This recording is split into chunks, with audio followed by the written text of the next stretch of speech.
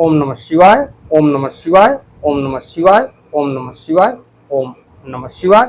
आपको फिर पुनः ले चलते हैं भोलेनाथ के श्री शिव महापुराण की कथा रुद्र संहिता के सती खंड तृतीय अध्याय में, जिसमें आपको मिलेगा भोलेनाथ के लीलाओं का वर्णन और कामदेव के अहंकार को चूर करना।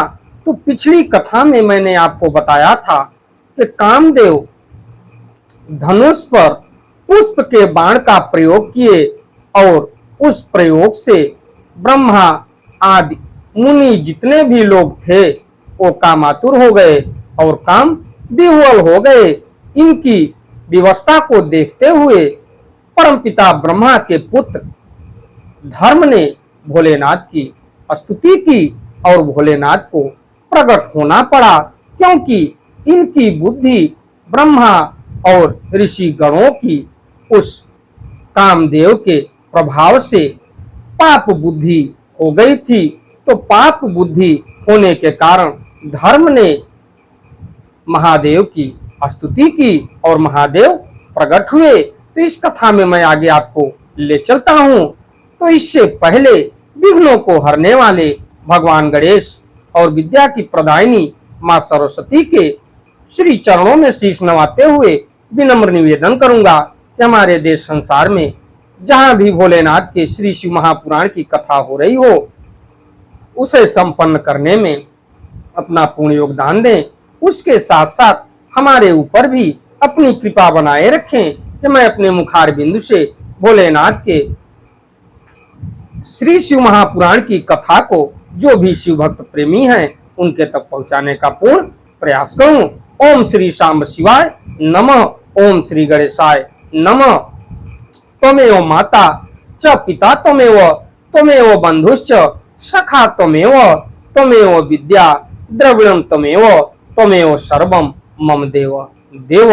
तो आइए चलते हैं कि धर्म ने भोलेनाथ की स्तुति कैसे की और भोलेनाथ प्रकट हुए तो कामदेव के लिए क्या वरदान दिए और कामदेव को किस तरीके से उनके प्रभाव को कम किए और रोके। तो रक्ष रक्ष महादेव पापान माम दुस्तारिदत मति पातायाम तथा चेमे भ्रातरः पाप बुद्धयः। तो हे महादेव, इस भयंकर पाप से मेरी रक्षा कीजिए, रक्षा कीजिए। इस समय मेरे पिता तथा मेरे भाई पाप बुद्धि वाले हो गए हैं कामदेव के प्रभाव से। तो ब्रह्मोवाच, ब्रह्मा जी बोले, इति स्तुतो महेशानो धर्मेणैव परः प्रभु तत्रा जगाम शीघ्रम वैरक्षितुम धर्ममात्सुभुः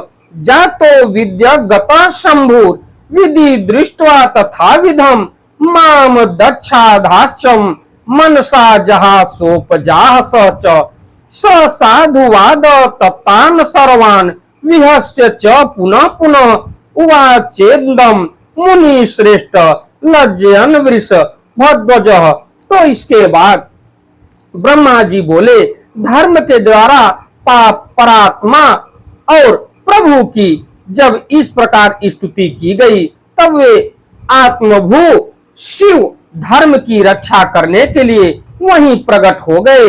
वे शंभु आकाश में स्थित होकर मुझ ब्रह्मा तथा दक्ष आदि को इस प्रकार से मोहित देखकर मन ही मन हंसने लगे। भोलेनाथ, हे मुनि श्रेष्ठ, उन सब को साधुवाद देकर और बार बार हंसकर मुझे लज्जित करते हुए वे वृषभ ध्वज यह कहने लगे। तो शिव उवाच, भोलेनाथ बोले, अहो ब्रह्म अस्त्व कथम काम भाव समुद्गतः दृष्ट्वा च तनयाम नैव योग्यम वेदानुसारिणाम यथा माता च भगिनी भातृपत्नी तथा सुता एताः कुदृष्ट्या दृष्टव्या न कदापि विपच्छिता। तो इसके बाद शिव जी बोले, हे ब्राह्मण, अपनी कन्याओं को देखकर आपको काम भाव कैसे उत्पन्न हो गया? वेदों का अनुसरण करने वालों के लिए यह उचित नहीं है। बुद्धिमान को चाहिए कि माता, भगिनी, भातृ, पत्नी तथा कन्या को समान भाव से देखे, इसे कदाप कुदृष्टि से न देखे। ये भोलेनाथ कह रहे हैं कि दूसरे की पत्नी को, भगिनी को, उसके बाद भातृ की पत्नी को, उसके बाद कन्या को कभी भी ऐसा विचार कन्या के देखते हुए और भाव से देखें, इन्हें कदाप कुदृष्टि से न देखें। तो ऐसा वैवेद मार्गस्य निश्चस्त्वान्मुखे स्थित कथम तु काम मात्रेण सते विस्मरा ऋते विदे धैर्यं जागरितं चित्ते न कथम चतुरानन एन क्षुद्रेण कामेन रन्तु विघटितं विदे एकांत योगी नस्तस्मा सर्वदादित्य दर्शिनः कथम दक्ष मरीच्याद्या लोलुपा स्त्रीषु मानसाः कथम कामोपि मंदात्मा प्रबल्यास्तोषु धुनैवहि विकृतान कृतवान वाडेरकाल चेतनः धृकृतं श्रुतं सदा तस्य यस्य कांता मनोहरत धैर्या दृष्कृष्य लोलेषु मज्जयत्यपि मानसम। तो उसके बाद वेद मार्ग का यह सिद्धांत तो आपको मुख्य में स्थित है। हे विदे, आपने काम के उत्पन्न होते ही उसे कैसे विस्मृत कर दिया।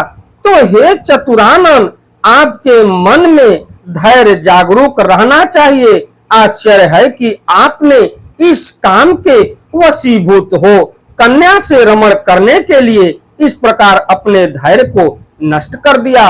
ये भोलेनाथ समझा रहे हैं परमपिता ब्रह्मा को और दक्ष को और ऋषि मुनियों को। एकांत योगी तथा सर्वदा सूर्य का दर्शन करने वाले दक्ष, मरीचि आदि भी स्त्री में असक्त चित्त वाले हो गए और देश काल का ज्ञान न रखने वाले मंदात्मा तथा अल्प बुद्धि वाले कामदेव ने भी अपनी प्रबलता से काम बाणों द्वारा आप लोगों को विकार युक्त कैसे बना दिया। उस पुरुषों को तथा उसके वेद शास्त्र आदि के ज्ञान की धिक्कार है, जिसके मन को स्त्री हर लेती है और धैर्य से विचलित करके मन को लोलुपता में डुबो देती है। तो ब्रह्मोवाच, ब्रह्मा जी फिर बोले भोलेनाथ से, इति तस्य वचः श्रुत्वा लोके सोहम शिवस्य च विद्या द्विगुणीभूतः स्वेदाद्रस्त्व भवं क्षणात्। तो इस प्रकार सदा शिव के वचन को सुनकर मैं दुगनी लज्जा में पड़ गया। उस समय मेरा शरीर पसीने से पानी पानी हो उठा। ये परमपिता ब्रह्मा कह रहे हैं, ततः काम विकारम ही निगृह चात्य जमुने जिघ्र छुरपि तद्दित्या ताम संध्याम काम रूपिणी मच्छरीरातु धर्माभो यत पतात द्विजोत्तमम अग्निस्वात् तथा पितृगणाः जाताः पितृगणस्ततः भिन्नंजना निभा सर्वे फुल्ल राजीव लोचना चिंत्यानयतः पुण्य संसार विमुखा परे। तो हे मुने, तत्पश्चात कामरूपिणी संध्या को ग्रहण करने की इच्छा करते हुए भी मैंने शिवजी के भय से इंद्रियों को वश में करके काम विकार को दूर कर दिया। हे द्विज श्रेष्ठ, उस समय मेरे शरीर से लज्जा के कारण जो पसीना गिरा उसी से अग्निस्वात तथा महर्षि सद नामक पितृगणों की उत्पत्ति हुई। अनजान में के समान कृष्ण वर्ण वाले और विकसित कमल के समान नेत्र वाले वे पितर महायोगी पुण्यशील तथा संसार से विमुख रहने वाले हैं। तो इस कथा में देखा जाए तो भोलेनाथ के प्रकट होने के बाद उनको लज्जा के वजह से परमपिता ब्रह्मा को इतनी लज्जा आई कि पसीना छूटना शुरू हो गया और उस पसीने की बूंद से देखा जाए तो पितृगणों की उत्पत्ति हुई और पितर महायोगी पुण्यशील तथा संसार से विमुख रहने वाले हैं। सहस्त्राणाम चतुष्टि रग्निवास्व तथा प्रकृतिता षडशीति सहस्त्राणि तथा वहर्षिदो मुने धर्माभ पतितम भूमो तदा दक्ष शरीरत समस्त गुण संपन्ना तस्मा जात वरांगना तन्वंगिम सम मध्या च तनो रोमावली श्रुता मृदंगी चारु दसना नव कांचन सुप्रभा सर्वावश्याम्या च पूर्ण चंद्राननाम्बुजा नामना रति रीति ख्याता मुनि नाम मोहिनी। तो उसके बाद उसका शरीर सूक्ष्म था, कटी प्रदेश सम था और शरीर की रोमावली अत्यंत सूक्ष्म थी। उसके अंग कोमल तथा दांत परम सुंदर थे और वह तपे हुए सोने के समान कांति से दे दीप्यमान हो रही थी। वह अपने शरीर के समस्त अवयवों से बड़ी मनोहर प्रतीत हो रही थी तथा उसका मुख कमल पूर्ण चंद्रमा के समान था तथा उसका नाम रति था। उसके बाद जो मुनियों के भी मन को मोहित करने वाली थी, क्रतु, वशिष्ठ, पुलस्त्य तथा अंगिरा को छोड़कर मरीचि आदि 6 ऋषियों ने अपनी इंद्रियों का निग्रह कर लिया।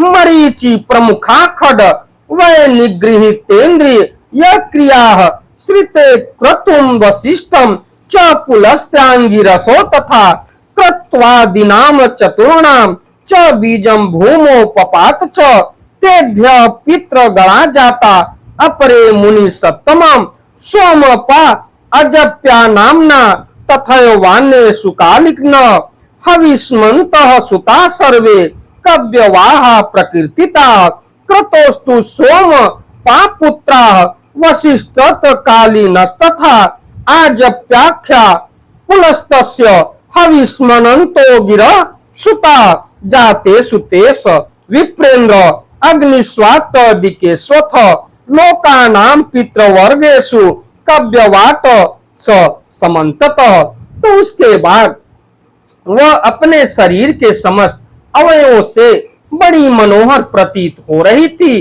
यानी जो कन्या थी उसके बारे में बता रहे हैं। परमपिता ब्रह्मा के वो मनोहर प्रतीत हो रही थी तथा उसका मुख कमल पूर्ण चंद्रमा के समान था। उसका नाम रति था जो मुनियों के भी मन को मोहित करने वाली थी। क्रतु, वशिष्ठ, पुलस्त तथा अंगिरा को छोड़कर मरीचि आदि 6 ऋषियों ने अपनी इंद्रियों का निग्रह कर लिया। हे मुनि श्रेष्ठ, इन क्रतु आदि 4 ऋषियों का वीर्य पृथ्वी पर गिरा और उन्हीं से दूसरे पितृ गणों की उत्पत्ति हुई, यानी जो ऋषिगण उसके मोह में पड़ गए और वही ऋषि के शरीर से वीर्य पृथ्वी पर गिरा और पृथ्वी पर गिरने के बाद दूसरे पितृ गणों की उत्पत्ति हुई। इन पितरों में सोमपा, आज्यपा और सुकालीन तथा हविष्मान मुख्य हैं। ये सभी पुत्र कव्य को धारण करने वाले कहे गए हैं। क्रतु के पुत्र सोमपा नामक पितर, वशिष्ठ के पुत्र सुकालीन नामक पितर, पुलस्त के पुत्र आज्यपा तथा अंगिरा के पुत्र हविष्मान नामक पितरों के रूप में उत्पन्न हुए। हे विप्रेंद्र, इस प्रकार अग्निस्वात आदि पितरों के उत्पन्न हो जाने पर पितरों के मध्य वे सभी काव्य का वहन करने वाले काव्य बाट हुए। इस प्रकार संध्या पितरों को उत्पन्न करने वाली बनकर उनकी उद्देश्य सिद्धि में लगी रहती थी। यह शिव के द्वारा देख लिए जाने के कारण दोषों से रहित तथा धर्म कर्म में परायण रहती थी। इसी बीच सदा शिव समस्त महर्षियों पर अनुग्रह करके तथा विधि पूर्वक धर्म की रक्षा कर शीघ्र ही अंतर ध्यान हो गए। उसके बाद शंभु सदाशिव के वाक्यों से मैं पितामह लज्जित हुआ। मैंने अपनी भ्रिकुटी चढ़ा ली और कामदेव पर बड़ा क्रुद्ध हुआ। हे मुने, मेरे मुख को देखकर और मेरा अभिप्राय समझकर रुद्र से भयभीत उस कामदेव ने अपने बाणों को लौटा लिया। हे मुने, तब मैं पद्मयोनि ब्रह्मा कोपयुक्त होकर इस प्रकार जलने लगा जिस प्रकार भस्म करने की इच्छा वाली अति बलवान अग्नि प्रज्वलित हो उठती है। इसी के साथ मैं अपनी वाणी को विराम देता हूं।